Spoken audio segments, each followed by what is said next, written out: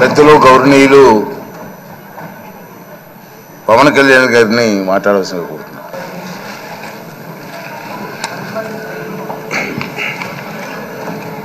పదహారవ శాసనసభకి ఏకగ్రీవంగా ఎన్నికైన సభాపతి శ్రీ చింతకాయల అయ్యన్న పాత్రుడు గారికి హృదయపూర్వక నమస్కారాలు, మీకు శుభాకాంక్షలు.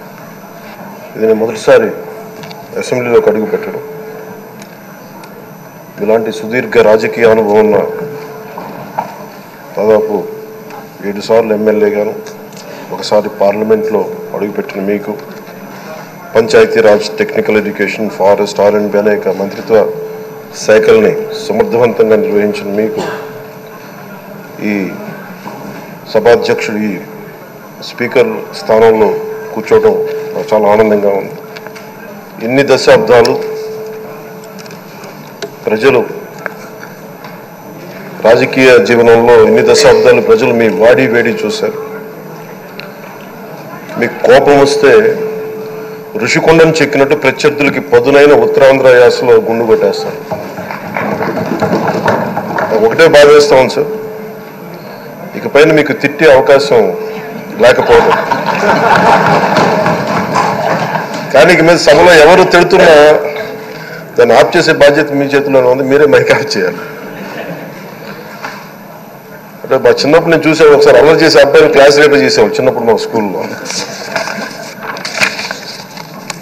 కానీ ఇన్నాళ్ళు ప్రజలు మీ వాడి వేడి పలుకులు, మీ ఘాటైన వాగ్దాటి చూశారు.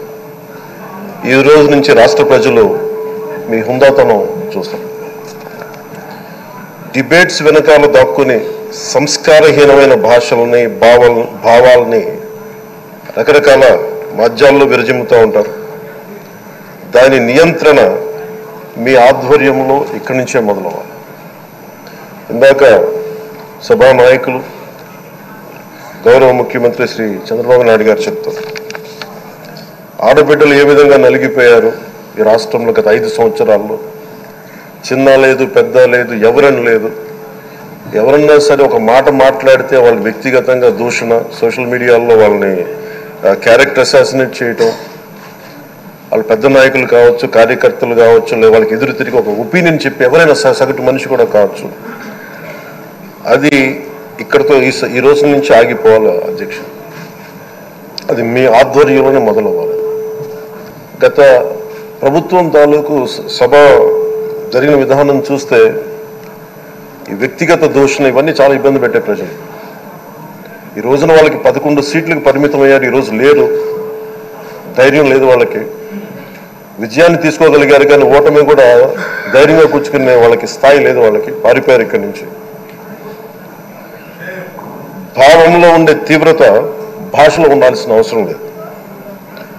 భాష మనుషుల్ని కలపడానికి కానీ విడగొట్టడానికి కాదు. భాష విద్వేషం రేపడానికి కాదు, పరిష్కరించడానికి.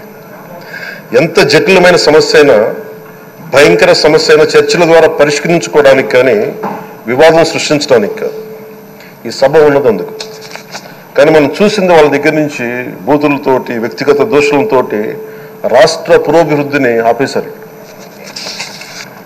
అలాంటి సభ కాకుండా ఇందాక మన పెద్దలు శ్రీ గౌరవ ముఖ్యమంత్రి చంద్రబాబు గారు చెప్పినట్టుగా ఇది భవిష్యత్తుకి ఇది ఒక ప్రమాణిక, ఒక ప్రమాణం అవ్వాలి.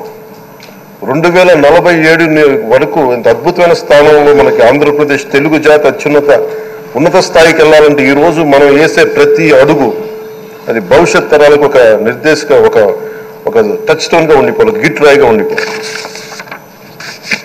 ఈ రోజున సభలో ఉన్న గౌరవ సభ్యులందరూ చట్టాలు చేయడానికి ఉన్నారు, చట్టాలు ఉల్లంఘించడానికి కాదు.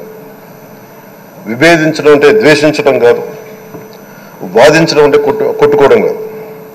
ఇవన్నీ విభేదించడం, వాదించడం ఇవన్నీ ప్రజాస్వామ్యానికి చాలా మౌలికమైన పునాదులు.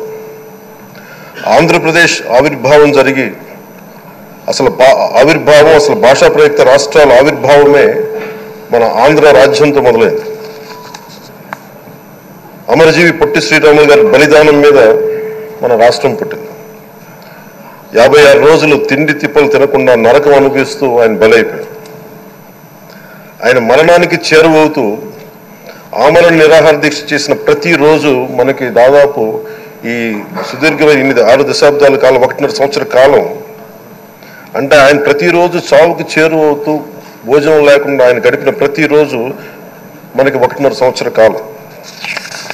అలాంటి నేపథ్యంలో అలాంటి మహోన్నతుడు శ్రీ పొట్టి శ్రీరాములు గారి త్యాగాన్ని కనుక మనం ఈ సభలో ప్రజా సంక్షేమం కోసం మాత్రమే చర్చలు జరగాలి, వాదోపవాదాలు హద్దులు దాటకుండా ఉండాలి, వ్యక్తిగత దూషణకి తావివ్వకుండా ఉండాలి. అలా కాకుండా గత ప్రభుత్వం లాగా ఈ సభని తిట్లకి బూతులకి కొట్లాటికి వాడితే ప్రతి నిమిషం పొట్టి శ్రీరాములు గారి బలిదానాన్ని అవమానం చేసినట్టే. ఒక గొప్పవాడు ఒక మహానుభావుడు బతికినప్పుడు మాత్రమే కాదు, చనిపోయిన తర్వాత కూడా కొన్ని తరాలు ఉపయోగపడతారని నిరూపిస్తారు.